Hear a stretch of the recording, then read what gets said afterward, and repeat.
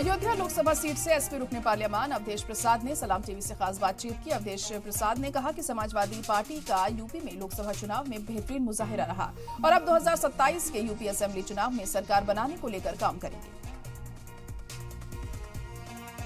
अवधेश प्रसाद जी हैं जो फैजाबाद लोकसभा सीट से चुनकर आए हैं लोकसभा। और सर, सबसे पहले आपसे एक सवाल ये है कि जिस तरह से आपके ऊपर अयोध्या की और फैजाबाद की जनता ने जो है विश्वास जताया है, जबकि बीजेपी ने वहां पर राम मंदिर का जो है स्थापना की, कैसे?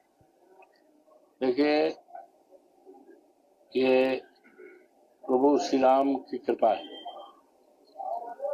हनुमान जी की कृपा है, माँ जो सरयू नदी है उनकी कृपा है, देवी देवताओं की कृपा तो आई है, साथ ही साथ देवतुल्य मतदाताओं की ये महान कृपा है। और हमारे नेता देश के उम्मीद आदरणीय अखिलेश यादव की कृपा है, उनके निर्णय की जीत है। अच्छा, क्या लगता है आपको कि जिस तरह से अब आगे की जो बेरोजगारी युवाओं के लिए और जो मुद्दे लेकर आप लोग आए हैं, सारे मुद्दे देश के मुद्दे हैं, ये कोई पार्टी के मुद्दे नहीं है। आज तो सबसे त्वरित ज्वलन आवश्यक मुद्दा है इस देश में महंगाई।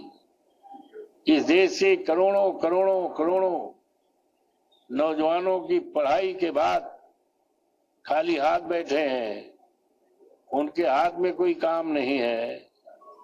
आज वही हमारी दौलत है।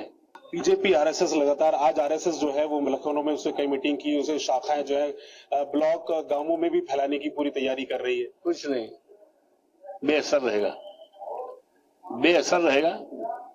क्या क्या कहते थे, 400 पार, उत्तर प्रदेश 80 का 80, क्या हो गया? वो अपना काम कर रहे हैं, हम समाजवादी पार्टी कार्यकर्ता अपना काम करेंगे।